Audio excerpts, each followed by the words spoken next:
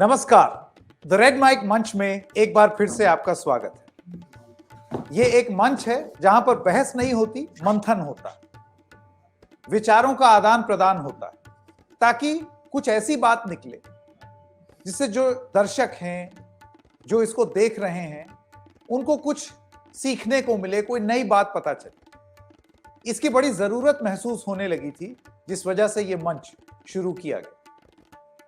आज the red mic मंच में हम बात करेंगे टीएमसी की नेता, क्योंकि अब वो सांसद नहीं रही, सांसद थी पहले, उनका नाम है महुआ मोइत्रा।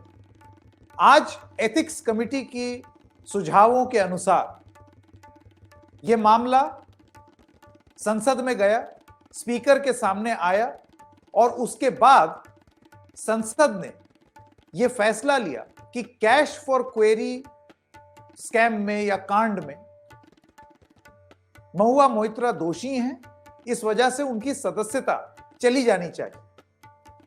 बड़ी भारी कार्रवाई हुई और उसके बाद आज दोपहर एक खबर आई कि उनको एक्सपेल कर दिया गया। इस पर तो आएंगे थोड़ी देर में, लेकिन हुआ क्या, और यह बहुत ही रोचक है। देखिए, जब चुनाव हारी कांग्रेस पार्टी, 3 बड़े हिंदी भाषी पट्टी जो है उसमें, तो बात यह कही जाने लगी कि ये चले थे चुनाव अकेले लड़ने, अब क्या होगा, इंडिया गठबंधन का क्या होगा, इंडिया गठबंधन जो है वो अब रहेगा भी या दरकता हुआ पहाड़ है, टूट जाएगा। हमने एक बहस भी की यहां पर। लेकिन आज जैसे ही महुआ मोइत्रा वो एक्सपेल हुई, उनकी सांसदी गई, उसके बाद एक तस्वीर देखने को मिली और अब से थोड़ी ही देर में हम वो तस्वीर आपको दिखाएंगे, जिसमें वही विपक्ष, वही तृणमूल कांग्रेस जो लगातार ये सवाल पूछ रही थी कि कांग्रेस पार्टी अब अपने हाई हॉर्सेस से नीचे उतरो, आपका एक छत्र राज नहीं है, आप अकेले विपक्ष नहीं है। उस कांग्रेस के साथ साथ और सारे विपक्ष के नेता एक साथ दिखे। आइए जरा देखते हैं कि इस फोर्स के साथ जब पूरा विपक्ष आया तो महुआ मोइत्रा ने क्या कहा। ये वो तस्वीरें हैं स्क्रीन पर जो आप देख रहे हैं। ये वो यूनाइटेड ऑपोजिशन का चेहरा है जो ऑपोजिशन समय समय पर प्रस्तुत करना चाहता था, लेकिन उसके बाद कभी चुनावी नतीजे हों या इंडिया गठबंधन को लेकर के कमलनाथ के बयान हो या और किसी के बयान हो, अखिलेश यादव के लिए या बाकी लोगों के लिए, तो फिर ये बात कही जाने लगी कि ये क्या है, ये तो दरकता हुआ पहाड़ है, ये तो विपक्ष एकजुट है नहीं, और अगर एकजुट नहीं है तो फिर बात आगे कैसे बढ़ेगी। लेकिन आज वो एकजुट कम से कम तस्वीर में तो दिखे। तो क्या, जो सबसे बड़ा सवाल हम यहां पूछना चाहते हैं आज इस मंच के माध्यम से, क्या हम एक ऐसी स्थिति देख रहे हैं कि ये आपदा तो महुआ मोइत्रा पर आई, लेकिन इसको अवसर में बदलने का प्रयास अब समूचा विपक्ष करते हुए दिख रहा है। किस हद तक जाएगा करते हुए, कितना सफल रहेगा, ये सब आगे की बहस। लेकिन क्या वो प्रयास आज विपक्ष ने शुरू कर दिया? यही होगी हमारी चर्चा। महुआ की आपदा क्या बना है विपक्ष का अवसर, ये बड़ा सवाल है जो हम पूछ रहे हैं। मैं स्वागत करना चाहता हूं। इससे पहले कि स्वागत करूं, मैं अपनी टीम से पूछूंगा क्या महुआ मोइत्रा का वो बयान हमारे पास है जो उन्होंने संसद के परिसर में, प्रांगण में बाहर आकर के फुटस्टेप्स पर समूचे विपक्ष के साथ उन्होंने जो बोला था, वो कोशिश करते हैं वो बयान आपको सुनाने की।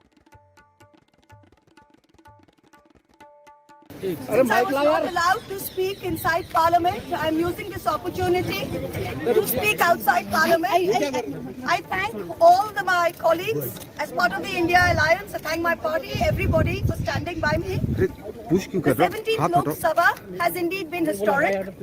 It is a house which saw the passage of the Women's Reservation Rescheduling Bill, but it has presided over the most tenacious witch hunt of one of 78 women MPs, a first-timer, a single woman with no political lineage, elected from a far-flung constituency on the Bangladesh border. This Lok Sabha has also seen the weaponization of a parliamentary committee. Ironically, the Ethics Committee, which was set up to serve as a moral compass for members. Instead, it has been abused egregiously today to do exactly what it was never meant to do, which is to bulldoze the opposition and become another weapon to talk us into submission. This committee and this report has broken every rule in the book. In essence, you're finding me guilty of breaching a code of ethics that does not exist. The committee is punishing me for engaging in a practice that is routine, accepted, and encouraged in the House. The findings are based solely on the written testimonies of two private citizens whose versions contradict each other in material terms, none of whom I was allowed to cross-examine. One of the two private citizens is my estranged partner who, with malified intention, masqueraded as a common citizen in front of the committee. The two testimonies have been used to hang me. They're at polar opposites to each other. The complainant says I accepted cash in consideration from a businessman to ask questions in furtherance of his commercial interests. But the businessman's suo motu affidavit says I pressurized him into uploading questions to further my agenda. The two are at polar opposites. The Ethics Committee, without getting to the root of this, has decided to hang me. It is no evidence of any cash, of any gifts, anywhere. The recommendation of expulsion is based solely on the ground that I have shared my Lok Sabha portal login. There are no rules whatsoever to govern the sharing of logins. As the hearing of the Ethics Committee demonstrates, all of us MPs are conveyor belts to get questions from the public, from citizens, and to voice that in Parliament.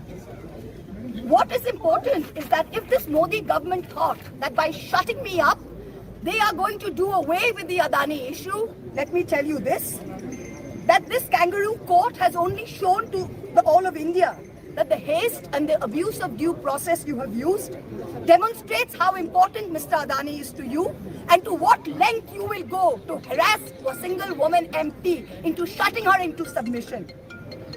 Tomorrow the CBI will be sent to my house. I'm sure they will harass me for the next 6 months. But I would like to ask, what about the 13,000 crore coal scam of Mr. Adani that the CBI and the ED have not found place to look at? You tell me I have compromised national security with a login portal? Mr. Adani is buying all our ports, all our airports, and his shareholders are foreign professional investors, and the Ministry of Home Affairs is giving them clearance to buy all our infrastructure. Ramesh Biduri stands up in Parliament and says to Danish Ali, he's one of 26 Muslim MPs, only one of 26. In a country of 200 million Muslims, the BJP has 303 MPs and has not sent one Muslim to Parliament. Ramesh Biduri stood up and told Danish Ali, ye bhadwa, ye katwa, no action has been taken. Nothing has been taken. You hate minorities. You hate women. You detest Nari Shakti. You cannot handle power and authority. I'm 49 years old. I will fight you for the next 30 years inside Parliament, outside Parliament, in the gutter, on the streets. Adim Hanghingstra Manobikatar Jodi Ami Keu Hoi, Shojon Harane Shoshane Toder Chita Ami Tulboi. We will see the end of you. Do not wonder. Punjab, Sindh, Gujarat, Maratha, Dravida, Utkala, Bango. You don't have the Punjab. Sindh is not ours. Dravid is not yours. Utkal is not yours. Bongo is not yours. Where do you think you're going to rule us? Where do you think you get this brute majority from? The Ethics Committee has no power to expel. You have assumed the powers of a quasi-judicial authority and imposed a penalty on me that you have no power to do. You used every tenet. This is the beginning of your end. जब ना तो जैसे कि आपने ये बयान सुना, ये थी महुआ मोइत्रा, सांसद थी लेकिन अब नहीं है, लेकिन वो कह रही हैं कि ये लड़ाई वो लेकर के जाएंगी, मैदान तक लेकर के जाएंगी और वो अभी करीब 51 साल की हैं और 31 साल और ये लड़ाई वो लड़ती रहेंगी। आइए इस बहस को शुरू करते हैं और जिस बात पर हम ये मंच हमने जो सजाई है, हम ये कह रहे हैं कि ये जो समूचा विपक्ष एक साथ आया, क्या हार के बाद जब ये थोड़े से छितरे हुए दिखाई दे रहे थे, वो इस एक्शन के बाद क्या अब विपक्ष अपने आप को एकजुट दोबारा पाता है? मैं स्वागत करना चाहता हूं हमारे आज के मेहमानों का। सबसे पहले सवा नकवी जी, वरिष्ठ पत्रकार, आपका बहुत बहुत स्वागत हमारे साथ जुड़ने के लिए। गार्गी नंदी रॉय हैं, पॉलिटिकल एनालिस्ट, आपका भी बहुत बहुत स्वागत। संभवतः आप सभी लोग द रेड माइक मंच में पहली बार आ रहे हैं, मैं आपका बधाई और शुक्रिया अदा करना चाहता हूं। मोहम्मद शाकिर अली साहब तृणमूल कांग्रेस के नेता हैं। कपिल मदान साहब एक वरिष्ठ लॉयर हैं और पॉलिटिकल एनालिस्ट हैं। आपका बहुत स्वागत। और महेश वर्मा जी वरिष्ठ नेता हैं भारतीय जनता पार्टी के। आप सब लोगों का बहुत बहुत स्वागत, बहुत बहुत धन्यवाद इस मंच में शामिल होने का। सबसे पहले मैं सवाल आपसे पूछना चाहता हूं, मोहम्मद शाकिर अली साहब, कुछ हद तक ये देखने को मिल रहा था कि जब ये मामला आया, जब अदानी पर सवाल उठाने के मामले पर जब ये पूरा मामला आगे तूल पकड़ा और उसके बाद फिर ये कैश फॉर क्वेश्चंस की बात आई, तो एक वक्त ऐसे लग रहा था जैसे तृणमूल कांग्रेस ने भी थोड़ा सा अपना साथ पीछे खींच लिया है महुआ मोइत्रा से। लेकिन फिर धीरे धीरे ऐसे मिला कि ममता बनर्जी खुद सामने आई और आज समूचा विपक्ष, छितराया हुआ विपक्ष, इंडिया गठबंधन के बाद छितराया हुआ विपक्ष आज एक साथ दिख रहा था। क्या ये महज फोटो ऑप है या आगे एक नई शुरुआत की एक नई नींव?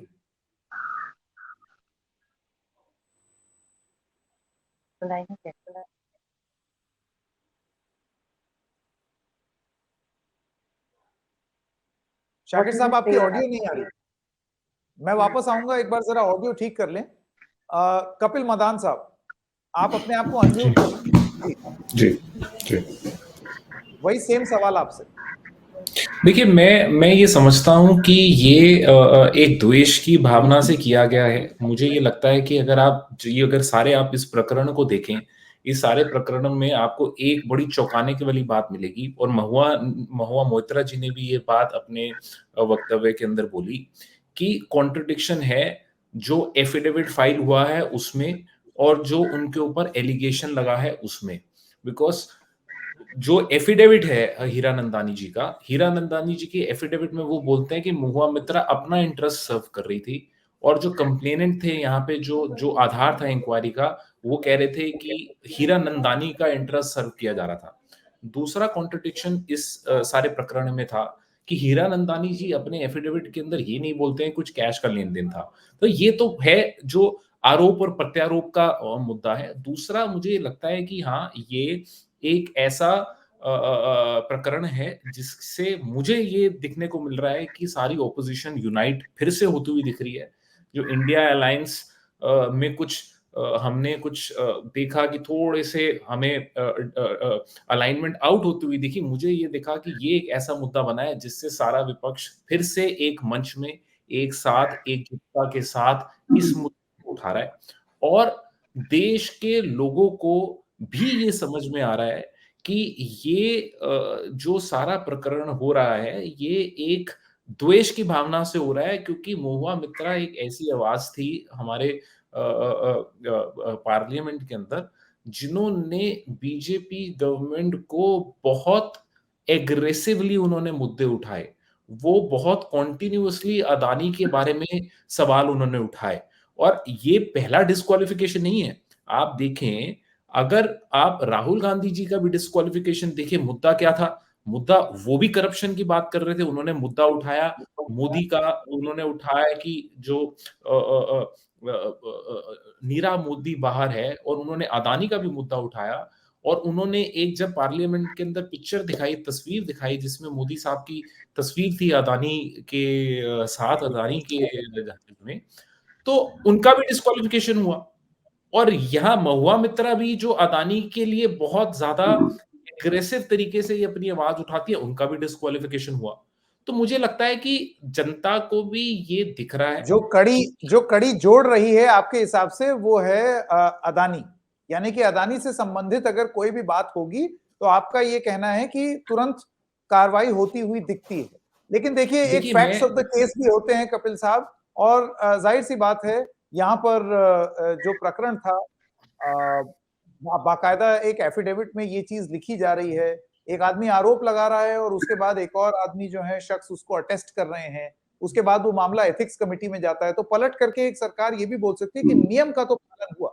बहरहाल, सबा नकवी, मैं आपके पास आना चाहता हूं और आपसे ये सवाल पूछना चाहता हूं कि ये वो अदानी का मुद्दा है सबा जी, जिसमें विपक्ष भी बहुत छितराया हुआ दिखा। विपक्ष के, इंडिया गठबंधन के बहुत सारे लोगों का यह मानना था कि ये कोई जमीन पर लोगों को आकर्षित करने वाला मुद्दा है। मैं सर के आज विपक्ष के साथ दिखा। वो इसलिए दिखा, देखिए अडानी के मुद्दे को लेकर बहुत अलग अलग राय है विपक्ष में, आप भी जानते हैं, मैं भी जानती हूँ। एनसीपी तो ओपनली कह चुकी है, और ये भी मैं आपको बता दूं कि आपको पता ही होगा कि जब ये सत्र शुरू हुआ संसद का, तो विपक्ष के नेता कांग्रेस के पास गए, उनको बताया कि आप एक एक मुद्दा लेकर हंगामा नहीं कर सकते और पूरे सेशन को डिरेल नहीं कर सकते। उनको ये बताया गया, उसमें तृणमूल के काफी लीडर थे, उन्होंने मल्लिकार्जुन खड़गे के कमरे में जाके ये सब चीजें कही हैं कि हम लोग छोटी छोटी बातें, इकोनॉमी वगैरह बात करते रहेंगे इस सेशन में, और आप पूरा ये जो होगा तो, और क्योंकि कांग्रेस इतनी बुरी हार लेकर तेलंगाना के, ओवरऑल तो कांग्रेस हार चुकी है चुनाव, तो वो इतनी बुरी हार लेकर कांग्रेस ने ज्यादा कुछ कहा नहीं। फिर उसके बाद आप जानते हैं कि उन्होंने एक मीटिंग बुलाई जिसमें कोई आया ही नहीं, सबने कहा बिजी है, हम बीमार हैं, हमको बताया नहीं, और मुझे ईमान से लोगों ने कहा कि वो कसम लेते हैं कि उनको इनविटेशन फॉर्मल मिला नहीं, कुछ मुख्यमंत्रियों को, मीडिया से सुना, तो बहुत गड़बड़ हो रहा था। अब इसीलिए इस बीच में जब महुआ को देखते हैं, और महुआ को देखने से एक तो बात हम मानते हैं, ये विजुअल मीडिया का अगर जमाना है संकेत जी, तो वो बहुत शानदार तरीके से पेश होती है, वो अटेंशन होल्ड करती है, इफेक्टिव है, कोई कहीं भी कुछ भी बोल सकता है एकेडमिक फोरम में, लेकिन महुआ मोइत्रा एक टॉप चीज है, हमको मानना होगा। बाकी बहुत सारे जो एमपीज होते हैं वो पॉलिटिकल आए हुए हैं, परिवारों से आए हुए हैं, वो बांग्ला भाषा बहुत अच्छा बोलती है और वो अपने आप को बहुत जबरदस्त तरीके से पेश करती है, इसलिए सब जानते हैं महुआ मोइत्रा है। अब मैं वकील नहीं हूँ, तो हमको ये देखना होगा, क्योंकि जरूर इसमें कोई शक नहीं है कि जब ये साल शुरू हुआ था, जो साल अब खत्म होने जा रहा है, राहुल गांधी डिस्क्वालीफाई हो गए, और क्योंकि एक गुजरात के कोर्ट में एक वर्डिक्ट आया कि उनको 2 साल की सजा होगी डेफेमेशन मोदी के नाम को लेकर, और वो उस दौर हुआ जब हिंडनबर्ग रिपोर्ट अडानी के मसले पे आई थी, और वो जिद कर रहे थे कि इसी पे बात करेंगे, इसी पे बात कर रहे थे, जैसे आपने कहा।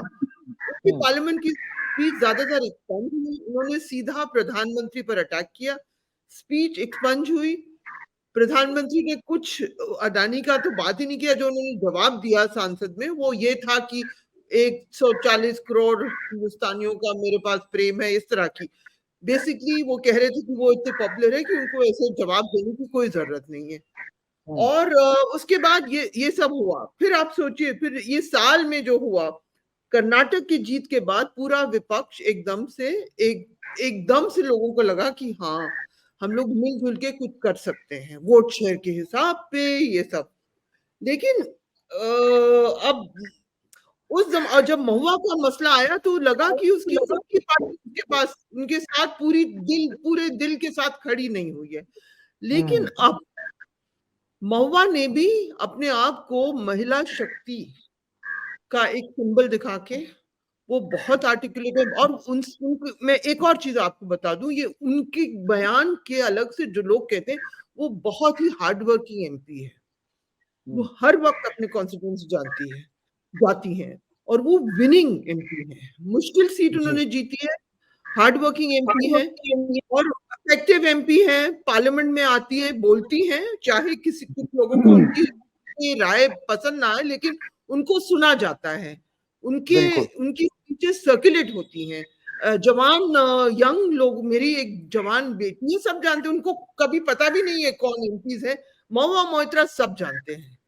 और मैं ये भी कहूंगी कि तृणमूल में और भी बहुत अच्छी महिला एमपीज हैं, आप भी जानते हैं, लेकिन महुआ का पूरा वो जो करिश्मा एक चीज होती है, और टीवी फ्रेंडली फेस कुछ है उनमें कि लोग उनकी बात सुनते हैं और वो इफेक्टिव है। अब देखते हैं क्या होता, और मुझे इसमें अब कोई शक नहीं है कि दीदी तो जरूर उनको टिकट देंगी, ये सब हंगामे के बाद वो एक सिंबल बन गई है। और इसी साल मैं एक और चीज रखूंगी आपके सामने, एक शख्स, हमारे महिलाओं की जब हम बात करते हैं, महिलाएं स्पोर्ट्स विमेन ने प्रदर्शन किया महीनों तक कि उनको सेक्सुअली हरास किया एक भाजपा के एमपी जिसका नाम है ब्रजभूषण शरण सिंह, वो अभी तक एमपी बैठे हुए हैं, उनको बीजेपी ने हटाया नहीं, अभी तक वो MP है। ठीक वो है। महिला उनके साथ मेल स्पोर्ट्स पर्सन भी आए, काफी लोग जुड़े। ठीक है, आपकी सभा जी। तो जो हाँ, महिला ने कहा कि बहुत छोटी से नंबर जो महिलाओं से एक महिला पर आक्रमण हुआ है, हाँ, लेकिन हाँ, उन्होंने पर भी ये महुआ मोइत्रा की तरफ से एक पोजीशनिंग भी हो सकती है। मोहम्मद शाकिर अली, देखिए, मैं आपके पास जी, गार्गी जी अगर इजाजत दें, क्योंकि तृणमूल कांग्रेस से जुड़ा हुआ मामला है, उनसे मैं बयान नहीं ले पाया था, तो एक बार बयान लेके फिर मैं आपके पास आता हूँ। शाकिर साहब, ऑडियो अनम्यूट कर लें। शाकिर साहब, ऑडियो अनम्यूट कर लें। हाँ, अनम्यूट अनम्यूट। संकेत भाई, देखिए बात ऐसी है कि अगर एथिक्स कमेटी का ही विचार अगर सचमुच में ठीक होता, तो आप बताइए कि 2016 में नारदा का स्टिंग ऑपरेशन आया था जब, तो ये एथिक्स कमेटी के पास रिपोर्ट गया था। उसके साथ साथ आज 16 से लेके 2023 हो गया, लेकिन एथिक्स कमेटी का रिपोर्ट नहीं आया, क्योंकि उसमें भारतीय जनता पार्टी के 2 विधायक बंगाल के और उस टाइम के 2 सांसद जो बीजेपी के हैं, वो रुपया लेते हुए स्टिंग ऑपरेशन में दिखाए जाते हैं। उसका रिपोर्ट अभी तक नहीं आया। MP रमेश भदौरिया जी जिस तरह से पार्लियामेंट में, न्यू पार्लियामेंट में और पहला सेशन में जिस तरह से उन्होंने माने अभद्र गाली का जो प्रयोग किया था एक सांसद के को लेकर सामने रखकर, तो उसका भी एथिक्स कमेटी में मांग हुई थी, कंप्लेन गया था, लेकिन उस पर किसी तरह की बात नहीं उठाई गई।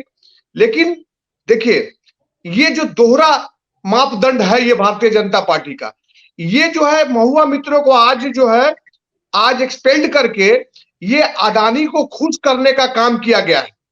और आने वाले चुनाव में 2024 के चुनाव में आज अडानी जी के कारण महिला का पार्लियामेंट में अपमान हुआ है और महिला को एक्सपेल्ड किया गया है।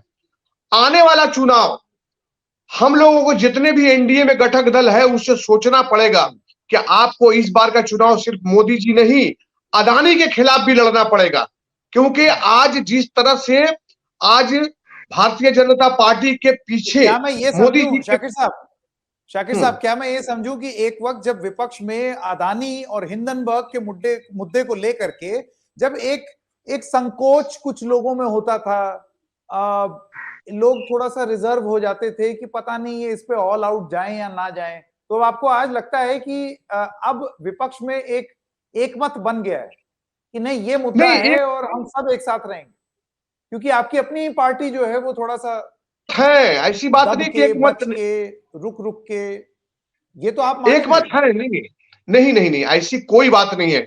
देखिए, ये जो पिछला जो आप इंडिया का मीटिंग जो पोस्टपोन्ड हुआ, वो बहुत शॉर्ट टाइम में मीटिंग कॉल किया गया था। ये उन जिन्होंने मीटिंग कॉल किया था उनके तरफ से ये मिस्टेक हुआ।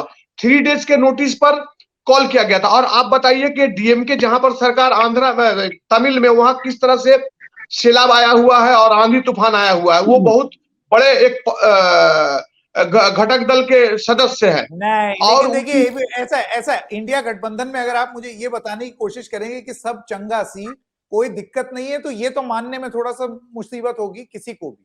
जाहिर सी बात है, बहुत ज्यादा डिफरेंसेस हैं और अभी भी वो डिफरेंसेस सॉर्ट आउट नहीं हुए हैं।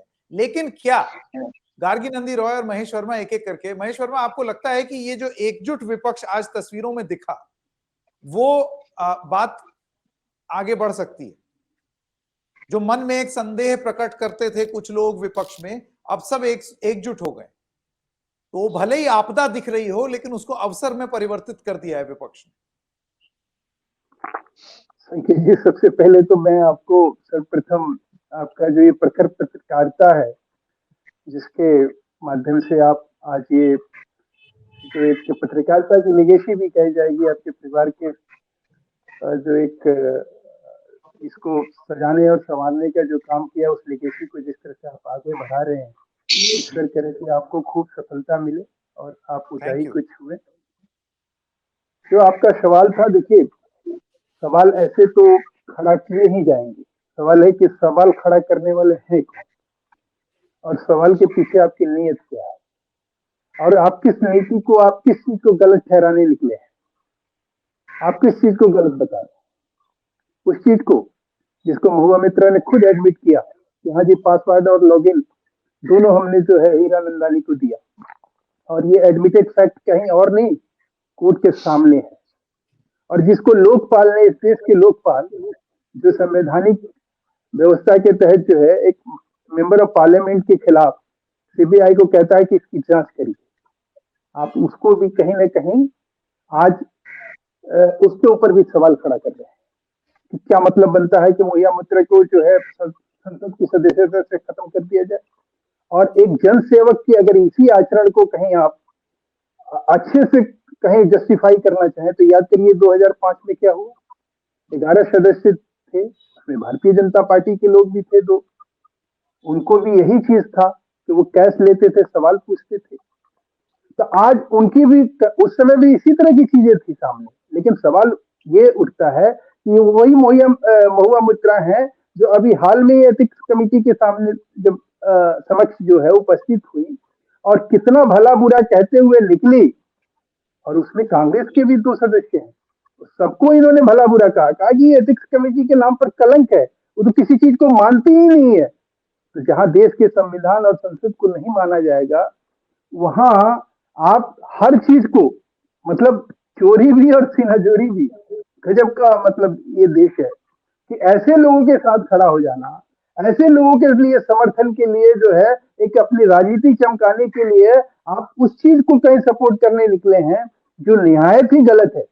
आपके लोकतंत्र में इससे शर्मनाक बात क्या होगी कि आप पैसे लेके, पासवर्ड और लॉगिन देके आप उसके जरिए आप क्या कर रही हैं, ये सोचने वाली। और उसके बाद आप मुस्लिम, महिला, और उसके बाद विपक्ष, और उसके बाद आप तमाम चीजों को सामने रख के और उसके बाद कहिए कि हम इसके जरिए जो है सहानुभूति बटोरेंगे और फिर से हम चुनाव लड़ेंगे और टीएमसी फिर से टिकट देगी और फिर से हम जो है चौड़े चौड़े में बल्ले बल्ले होके आ जाएंगे, फिर हम कहेंगे कि देखो हमारी क्या, इन्होंने क्या बिगाड़ लिया हमारा। बात ये नहीं है, बिगाड़ना और बल्ले की बात नहीं है। बात ये है कि हम जो है अगर इस देश के वासी हैं तो हमें सबसे पहले ये समझना होगा कि अगर किसी आदमी का ऐसा कुकृत्य है और उसने ऐसा किया है तो उसके इस कुकृत्य के, उसके आचरण पे अगर कहीं सवाल उठाया गया है तो किस बात पे उठाया गया है? वो किसी बात पे नहीं है।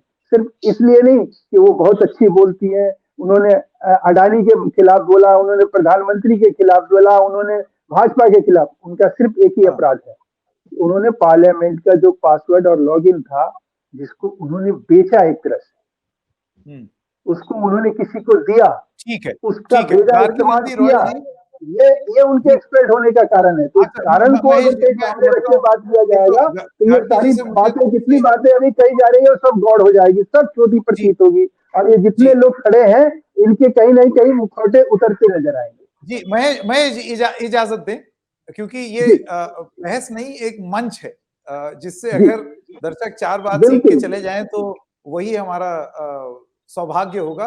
गार्गी नंदी रॉय जी, सबसे पहले तो मैं क्षमा मांगता हूं कि 28 मिनट हो गए और इतने विलंब से मैं आपके पास आ रहा हूं, अब आप अपनी बात कह दीजिए। Yeah, thank you, Sanket. Thank you for inviting, and I also wish you great success. Sanket, I'll make one by one. Yeah, one by one rebuttal. अच्छा, साबा नकवी ने बोला कि महुआ जी बहुत आर्टिकुलेट है, तो only being articulate is not required for being an MP.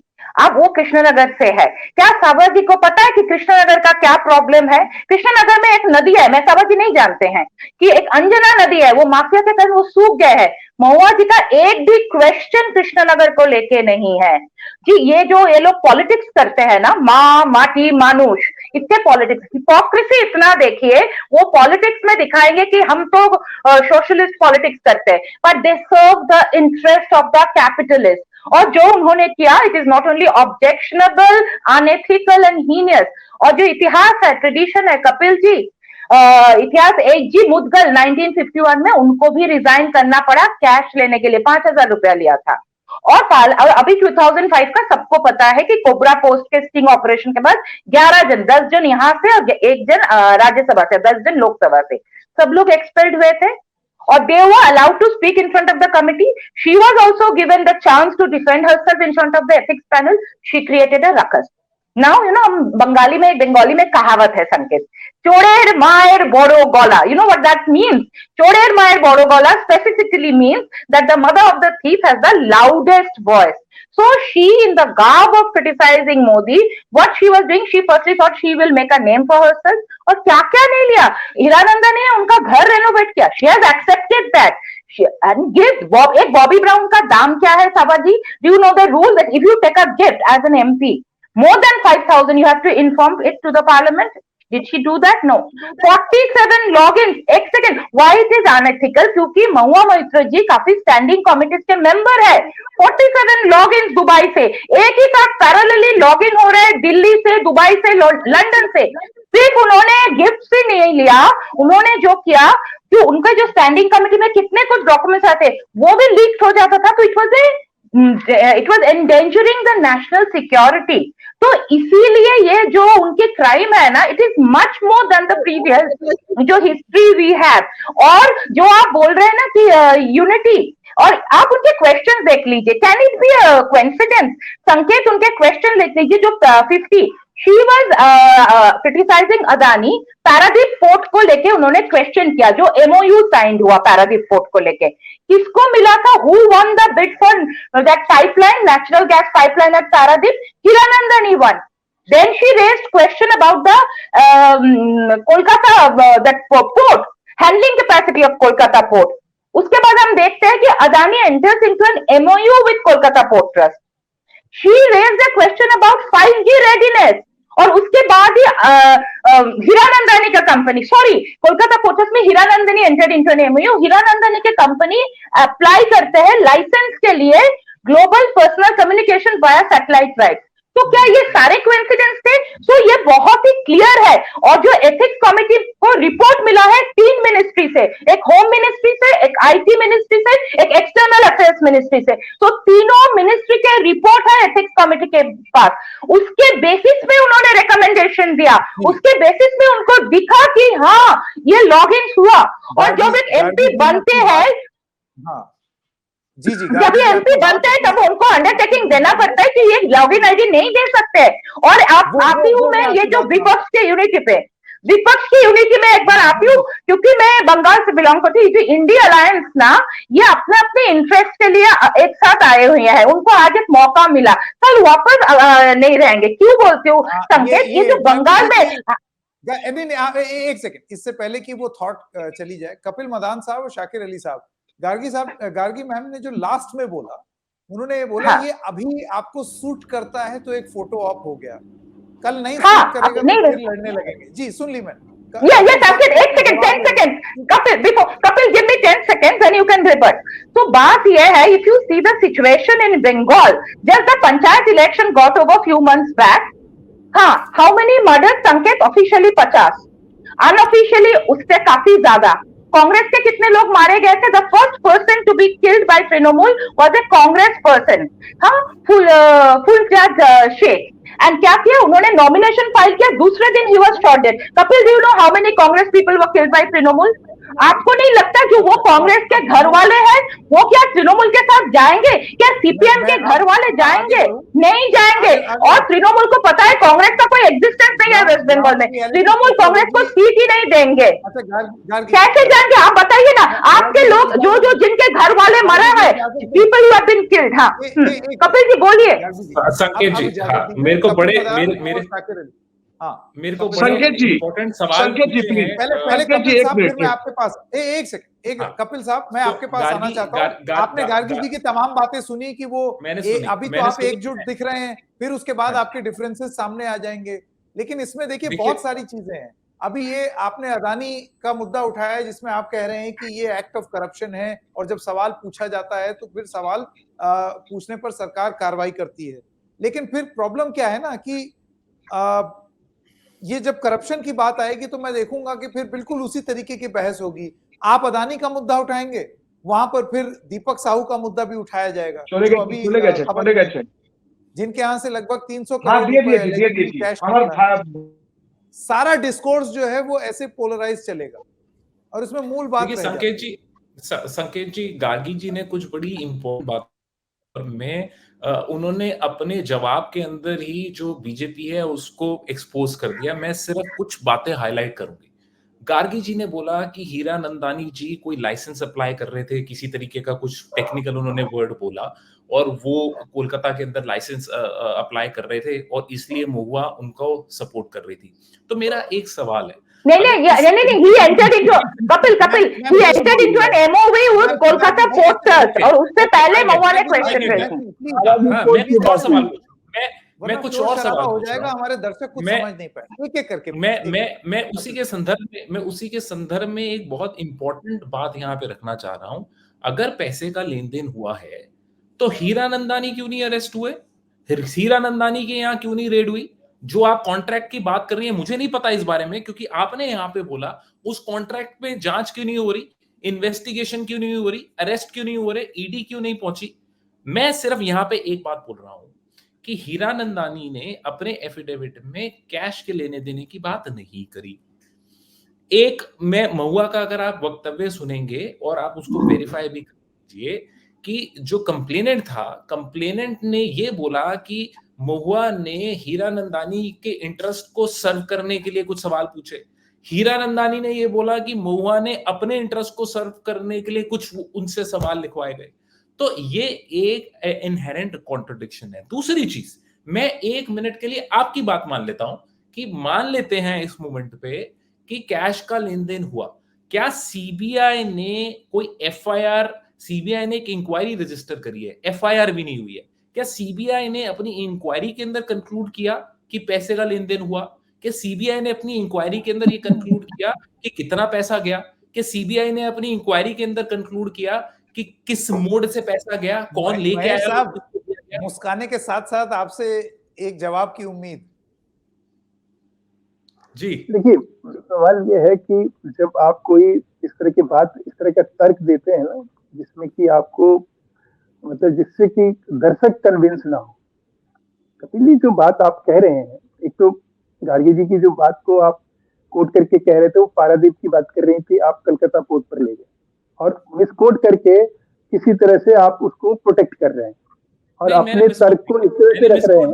देखिए, हम इस मंच को हम इस मंच को कम से कम हम सबसे पहले, देखिए, हम भारतीय जनता पार्टी को जरूर मैंने हम भारतीय जनता पार्टी का प्रतिनिधित्व जरूर करते हैं। आप किसी विचार से होंगे, शाकिर अली जी हैं, लेकिन मैंने क्या कहा शुरुआती अपने संबोधन में, बड़ी स्पष्टता के साथ बात की कि करप्शन आपकी देश की एक समस्या है। प्रधानमंत्री जी ने अभी हाल में बड़ी मतलब उनकी बात को सुन के मैं भी अचंभित था कि अगर हमारे विपक्ष के मित्र इसी तरह से राजनीति करते रहेंगे, जो उनकी करने की एक आदत बनी हुई है पिछले 70 साल से, कि भाई वो चीज करो जिससे कि शॉर्ट कोर्ट में हमें कुछ मिल जाए, शॉर्ट कोर्ट में हम राजनीति में घुस जाए। ये राजनीति जो है, आपको महुआ मित्रा की राजनीति जो है, ये आपको या किसी भी हमारे मित्र को, या वो पॉलिटिकल विपक्ष की कोई भी मित्र है, उनको ज्यादा देर तक जनता की नजर में टिकने नहीं देगी, ये तय है, इसको मान के चलिए। दूसरी बात, कि सवाल यह है कि पीए की बात जो आप कर रहे हैं, कि जो पीए की किसके, आप पीए पे तुरंत आए, लेकिन आपने ये नहीं कहा कि ये पीए किसके कहने से सीबीआई जांच कर रही है, क्यों कर रही है, और जो कंप्लेनेंट है उसके बारे में आप नहीं बता रहे कि महुआ मित्रा का कितना बड़ा विश्वस्त व्यक्ति था, वो कितने साल से उनके साथ काम कर रहा था। ये उसका बयान है, उसका स्टेटमेंट है, उसका कंप्लेन है। भारतीय जनता पार्टी के निशिकांत दुबे ने तो सिर्फ ये कहा कि वो व्यक्ति जो है इस तरह की शिकायत किया है और इसकी जांच होनी चाहिए, और जांच में ये सामने बात, और आप कह रहे हैं कि नहीं, कोई महुआ मित्रा ने किसी भी तरह का एडमिशन जो है, कोई एडमिट नहीं। भाई मेरे वकील आदमी हो, कोर्ट में उसने हाई कोर्ट के अंदर ये एडमिट किया एफिडेविट देके कि हाँ हमने पासवर्ड और लॉगिन दिया। कैश नहीं लिया, किसने दिया?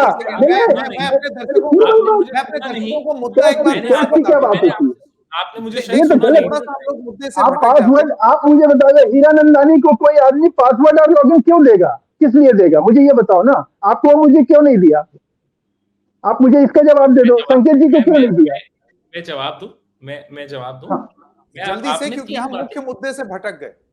हम यहाँ ऑपोजिशन कमिंग टुगेदर पर बात कर रहे हैं। संकेत भाई हम रहे या निकल जाए? नहीं शाकिर साहब प्लीज इंतजार कीजिए, मेरी बात सुनिए, हमारे इस वजह से मैं शाकिर साहब का कमेंट। संकेत जी का इम्पोर्टेंस वही है जो एनडीटीवी में वो थे, आप ऐसे मत कहिए कि हम रहे कि निकल जाए। देखिए बहुत अच्छा होता कि देखिए, अगर आज जिस पार्टी से मैं बिलोंग करता हूं उस पार्टी की सांसद आज एक्सपेल्ड हुई है। देखिए मेरी बात है, जो जिन्होंने एफिडेविट दिया था उनका क्या राइट बनता है कि वो एथिक्स कमेटी में एफिडेविट जमा दे?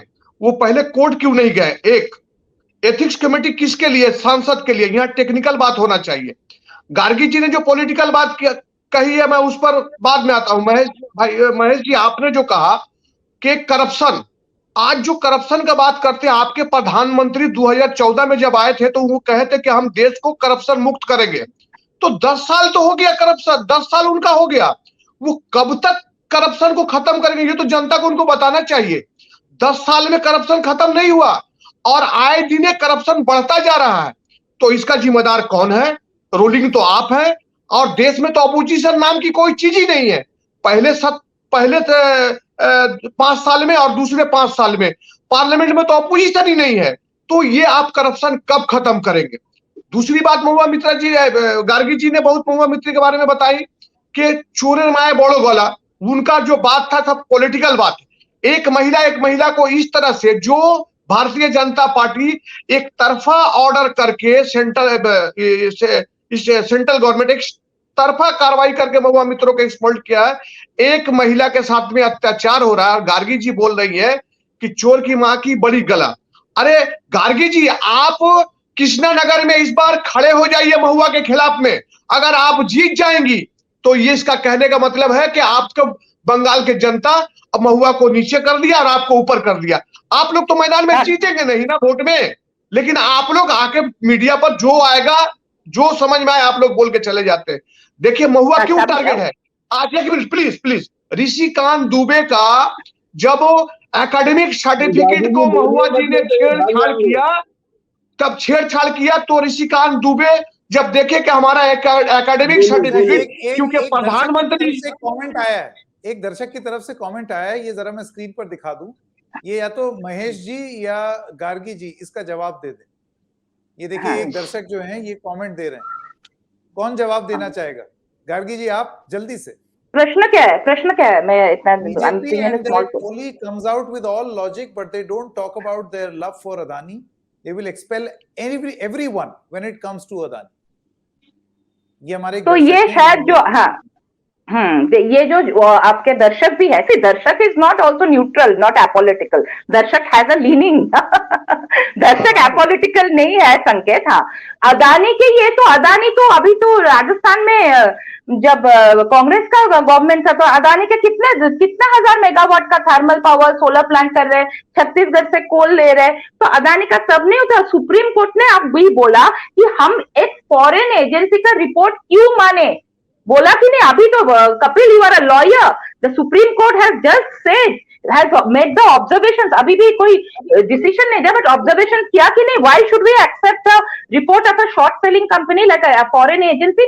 उसको हम क्यों सोचे कि वो बहुत ही महान कुछ है, ऐसा तो नहीं है ना। और क्या अदानी आज आए हैं क्या? कांग्रेस के जमाने में क्या पान की दुकान चलाते थे अदानी? नहीं ना। कांग्रेस के जमाने में तो फूड कॉर्पोरेशन का ऑर्डर कभी मिला अदानी को? ये जो गुजरात का जो पोर्ट है कभी मिला अदानी को? अभी मिला क्या? ऐसा तो नहीं कि पान की दुकान नहीं। तो ये हम अदानी पे बात ना करें। और मैं वो तृणमूल के उनका जो आए हैं तृणमूल से, उस दादा को बोलना चाहती हूँ कि जब करप्शन की बात करते हैं ना, TMC is corruption personified. How many of their leaders are in jail because of corruption? सब कुछ बेटा, they sold job, cow smuggling, coal smuggling. आप लोगों ने तो रिकॉर्ड बना दिया दादा। And coming to women, number of women raped in दादा, the number of women raped in West Bengal कभी नहीं हुआ। पॉलिटिकल वायलेंस सबसे ज्यादा तमिलनाडु में करप्शन हो रहा है, बंगाल में करप्शन हो रहा है, झारखंड में करप्शन हो रहा है, बिहार में और महिलाओं की बात, महिलाओं की जब बात करेंगे, आप दोनों को महिलाओं की बात कर रहे हैं संकेत। संकेत भी, इससे भी आप नजरअंदाज नहीं कर सकते। हाथरस में क्या हुआ? महिला की बात कर रहे हैं, एक सेकंड ऐसा एक लगता सिटी है आपके वहाँ पे रिकॉर्ड किया रेप का, 7 साल की औरत की रेप हुआ अपने पोते के सामने। मैं जानती हूँ, मैंने वहाँ पे वीडियो बनाया पोस्ट वायलेंस के दौरान, जब एक लड़की अपने गांव से भागी थी, बांडोबेश्वर के गांव से। मैं आपको शिक्षा खोल दूंगी, सबसे ज्यादा महिलाओं की रेप बंगाल में हुआ पोस्ट में दौरान। आप महिलाओं की बात कर रहे हैं, मांगता हूँ, आप महिलाओं का लीडरशिप करिए ना बंगाल में। आप बंगाल में और महिलाओं आप का मुझे leadership बोल रहे हैं करिए हाँ, ना। बीजेपी मुझे टिकट देंगे तो मैं पिछला बच्चा लड़ जाऊंगी महुआ के अगेंस्ट में। मैं यहाँ के टिकट लेने के लिए नहीं, टिकट देंगे ना मैं लड़ जाऊंगी। आप चलिए, लड़ तो जाइएगा, जीतिएगा नहीं। अब मैं अभी बोल दे रहा हूँ मीडिया। मांगनी पड़ेगी। मैं ऐसे बिल्कुल बहस नहीं कर सकता। आप दोनों का बहुत बहुत धन्यवाद हमारे साथ जुड़ने के लिए। हमारे दर्शकों का भी बहुत बहुत धन्यवाद। देखिए, ये जो चर्चा थी ना, अक्सर क्या होता है, चर्चा से बात घूम करके कहीं और निकल जाती है। कोई बात नहीं, निकलनी भी चाहिए। एक पेड़ की एक शाखाएं बहुत सारी होती हैं, ट्रंक अपनी जगह होती है। लेकिन जो बड़ी बात हम यहां करना चाहते थे वो ये है कि विपक्ष जो अलग था, एक दर्शक ने यह भी बोला कि आपको छितराए शब्द का प्रयोग नहीं करना चाहिए। चलिए, माफ कीजिए, आपने आज एक नई चीज सिखाई। तो हम ये कहेंगे कि एक जो विभाजित विपक्ष दिखाई दे रहा था इस हार के बाद हिंदी भाषी क्षेत्र, वो आज एक साथ समूचा दिखा। महुआ मोर्चा क्षेत्र, ये जो एकता है, जो एक बार फिर देखने को मिली, ये कहां तक जाएगी, कितनी दूर तक जाएगी, और क्या महुआ की आपदा में विपक्ष ने अपने लिए एक अवसर फिर से तलाश किया कि कितनी दूर तक जाएगा, ये देखते बनेगा। हम भी देखेंगे, आप भी देखिएगा। इस मंच में एक बार फिर से जुड़ करके इस पर चर्चा भी करें। तो आज द रेड माइक मंच में इतना ही। हम फिर मिलेंगे किसी और मुद्दे के साथ। तब तक के लिए नमस्कार।